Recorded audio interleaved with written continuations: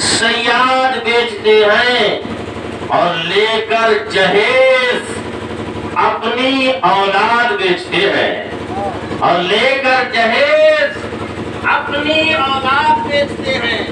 اور سنیے آگے شاعر بڑا ہی تلخ لکھا ہے، آیا ہے کیسا یارو فیشن کا یہ زمانہ، آیا ہے کیسا یارو فیشن کا یہ زمانہ، اور بوڑھے سکھا رہے ہیں بچوں کو ناچ گانا۔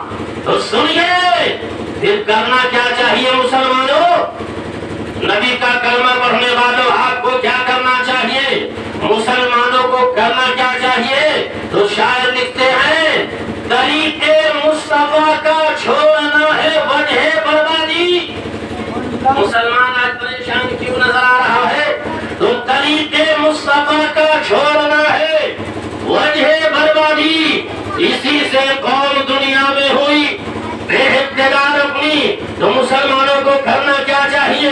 مسلمان کا حال یہ ہونا چاہیے چلے تو مصطفیٰ کے طریقے کے مطابق، کھائے تو سنت مصطفیٰ کے مطابق، لباس ہو سنت مصطفیٰ کے مطابق، گفتگو ہو مصطفیٰ کے طریقے کے مطابق، دیکھے تو سنت مصطفیٰ نظر آ جائے، بولے تو مصطفیٰ کی سنت کی جھلک نظر آ جائے، سنے تو مصطفیٰ کا طریقہ سمجھ میں آ جائے، چلے تو ایسا قدم رکھے کہ دیکھنے والا دیکھے تو دیکھتے ہی کہہ دے یہ کوئی اور نہیں جا رہا ہے بلکہ غلام مصطفیٰ جا رہا ہے، اس لیے کہ جو مصطفیٰ کے ہاتھوں بک جائے گا اس کی اپنی مرضی نہیں چلے گی، ارے چلے گی تو مصطفیٰ کی مرضی چلے گی۔ اسی لیے تو شاعر لکھتے ہیں ہمیں کرنی ہے شہنشاہ بطح کی رضا جوئی، ہمیں کرنی ہے شہنشاہ بطح کی رضا جوئی۔ وہ اپنے ہو گئے تو وہ اپنے ہو گئے تو رحمتیں پروردگار اپنی۔ بزرگوں دوستو ایک بڑا ہی عجیب و غریب واقعہ آپ کو سناؤں گا، شاید نگاہوں سے نہیں گزرا ہو میرے بزرگوں اور میرے دوستو۔ آئیے سناتا ہوں، حضرت عمر فاروق رضی اللہ تعالیٰ عنہ کا زمانہ ہے، آپ کی خلافت کا دور ہے، پورا انصاف ہی انصاف ہے، شیر اور بکری ایک ہی جگہ پانی پی رہے ہیں، سبحان اللہ۔ میری ملت کے نوجوانوں، حضرت عمر فاروق کا دربار سجا ہوا ہے، تشریف فرمائے، کچھ لوگ بیٹھے ہوئے، بات چیت ہو رہی تھی کہ اچانک ایک شخص آ رہا ہے، ایک آدمی آ رہا ہے جو اپنے ہاتھ کی انگلی ایک بچے کو پکڑائے ہوا تھا، جن کے ہاتھ کی انگلی ایک بچہ پکڑے ہوا تھا، وہ بچہ شکل و شباہت میں اس جوان سے اتنا مل رہا تھا کہ حضرت عمر فاروق فرماتے ہیں دیکھتے ہی کوئی بھی سمجھ لے گا انگلی پکڑنے والا بچہ بیٹا ہے اور جس کی انگلی پکڑے ہوا ہے وہ جوان باپ ہے۔ بولیے بولیے وہ جوان۔ حضرت عمر فرماتے ہیں بربادی ہو تیری، ہم نے اس طرح کی مشابہت گوا میں بھی نہیں پایا، مثال دیا ہم نے اس طرح کی مشابہت گووں کے درمیان بھی نہیں پایا۔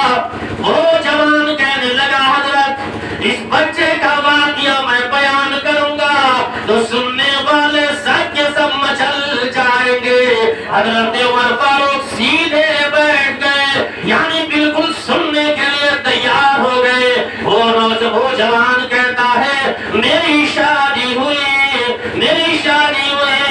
اور شادی کے بعد میری بیوی حاملہ ہو گئی، کچھ دنوں کے بعد میں نے ارادہ کیا کہ صبر کرو، تو میری بیوی مجھ سے پوچھتی ہے، مجھ سے کہتی ہے میرے سرکار آپ تو صبر کا ارادہ کر رہے ہو لیکن آپ کی امانت جو میرے شکم میں ہے وہ کس کے حوالے کر کے جا رہے ہو؟ بیوی سے شوہر نے کہا اللہ کے حوالے کر کے جا رہا ہو۔ اللہ اس کی حفاظت فرمانے والا ہے. محرم کا مہینہ آنے والا ہے. جن کو شعر نہ یاد ہوگا وہ بھی شعر یاد کر کے کہتے ہیں کہ فانوس بن کے جس کی، فانوس بن کے جس کی حفاظت ہوا کرے،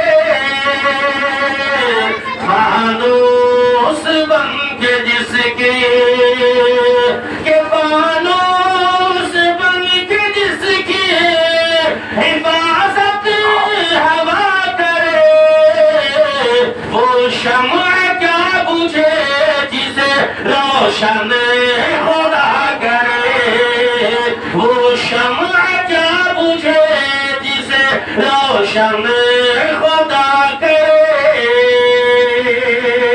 بیوی سے جوان نے کہا اس کی حفاظت فرمانے والا خدا ہے. اتنا کہہ کر وہ جوان سفر کو چل دیا. کئی سال گزر گئے، کئی سال ہو گئے. کئی سالوں کے بعد جب وہ اپنے گھر آ رہا ہے تو دیکھتا کیا ہے، دروازہ مقفل ہے، دروازہ بند ہے، دروازہ لاک ہے.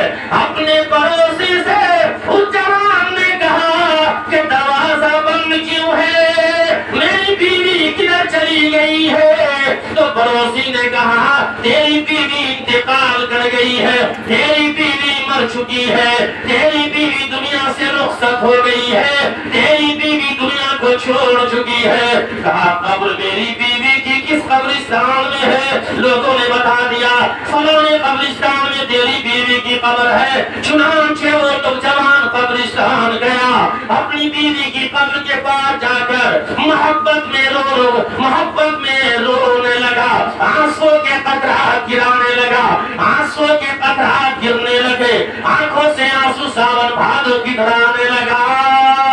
اے میری ملت کی نوجوانوں، وہ جوان کہتا ہے کہ جب میں واپس آ رہا تھا میرے چچا کے لڑکا سے ملاقات ہو گئی. میں نے کہا میرے بھائی ہے، میرے چچا کا لڑکا، بتا تمہاری بھابھی کیسے انتقال کر گئی؟ اس چچا کے لڑکا نے کہا، چچیرے بھائی نے کہا آپ جب تشریف لے گئے بھابھی بیمار پڑ گئی، حمل کی ہی حالت میں انتقال کر گئی.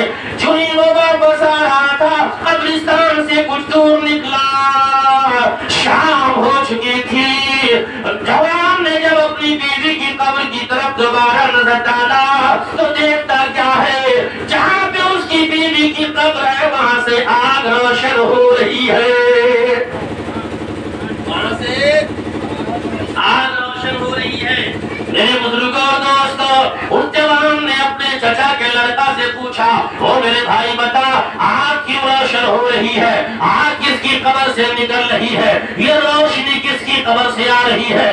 چچیرے بھائی نے کہا جب سے بھابھی انتقال کر گئی ہے بھابھی کی قبر سے یہ روشنی آتی ہے. وہ سمجھ گیا، کہنے لگا کہ میری بیوی الحمدللہ تہجد گزار تھی، میری بیوی صالحہ تھی، میری بیوی بہت نیک تھی. میں سمجھ رہا ہوں اسی نیکی کا نتیجہ ہے اللہ تعالیٰ اس کی قبر سے روشنی نکال رہا ہے. اس جوان نے کہا میرے بھائی چلو پھر میرے ساتھ دوبارہ قبرستان چلو. جوان کے ساتھ ساتھ اس کے چچے کا لڑکا بھی چل رہا ہے، چچیرا بھائی بھی چل رہا ہے. یہاں تک کہ قبرستان میں داخل ہوا اور چچا کا لڑکا یعنی چچیرا بھائی آگے نہیں بڑھ رہا ہے، لیکن وہ جوان اپنی بیوی کے قبر کے پاس جاتا ہے. دیکھتا کیا ہے، قبر پھٹی ہوئی ہے. سبحان اللہ کہہ دیجئے.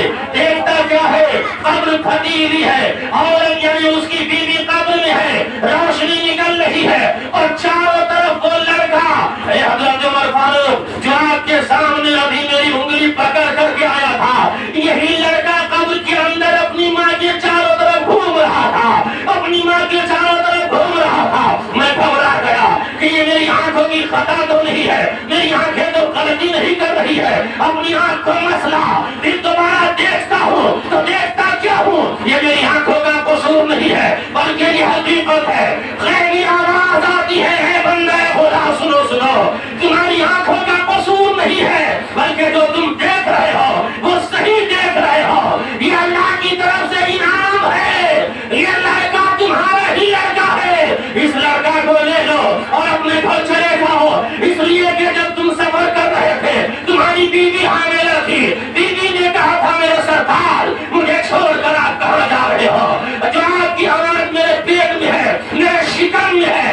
کس کے حوالے کر کے آپ جا رہے ہو؟ آپ نے فرمایا تھا، آپ نے کہا تھا اسے ہم خدا کے حوالے کر کے جا رہے ہیں، اسے ہم خدا کو سونپ کر کے جا رہے ہیں، اسے ہم خدا کے ثبوت کر کے جا رہے ہیں۔ آواز آتی ہے، سنو سنو، اگر تم اپنی بیوی کے بارے میں بھی یہ کہتا کہ اے بیوی اس طرح تیرے شکم میں میری امانت ہے، اسے خدا کے حوالے کر کے جا رہا ہوں، خدا کے ثبوت کر کے جا رہا ہوں، اگر بیوی سے بھی یہ کہہ رہتا تو آج تیری بیوی بھی تجھے مل جاتی۔